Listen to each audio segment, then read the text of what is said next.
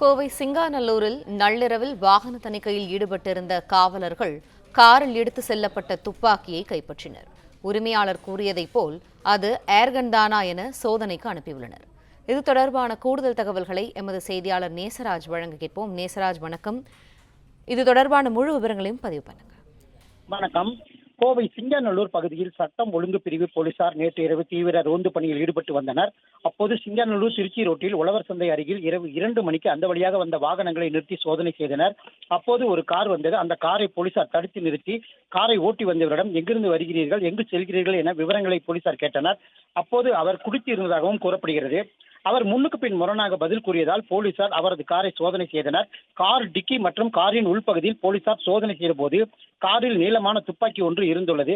இதனை பார்த்த போலீசார் அதிர்ச்சி அடைந்து உடனே காரை ஓட்டி வந்தவரிடம் அவர் பெயர், விலாசம் மற்றும் துப்பாக்கி யாருடையது, எதற்காக எடுத்துச் செல்கிறீர்கள் என கேட்டிருந்தனர். அப்போது அவர் எனது பெயர் அன்புச்செல்வன், கோவை ராமநாதபுரத்தைச் சேர்ந்தவன் என கூற இது பலூன்களை சுடுவதற்கு பயன்படுத்தும் ஏர்கன் என்று பதிலளித்துள்ளார். ஆனால் அவர் முன்னுக்கு பின் முரணாக பேசியதில் அவரை காவல் நிலையம் அழைத்துச் சென்று விசாரணை நடத்தி வருகின்றனர். அதோடு அவரிடம் இருந்த கைப்பற்றிய ஏர்கன் கோவை ஆயுத தொழிற்சாலை கூடத்திற்கு அனுப்பி வைக்கப்பட்டுள்ளது.